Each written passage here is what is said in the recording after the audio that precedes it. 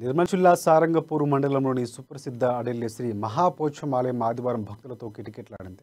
జిల్లా నుండే కాకుండా ఆదిలాబాద్, నిజామాబాద్, కరీంనగర్, మహారాష్ట్ర నుంచి భక్తులు పెద్ద సంఖ్యలో తరలివచ్చి అమ్మవారిని దర్శించుకుని మొక్కులు చెల్లించుకున్నారు.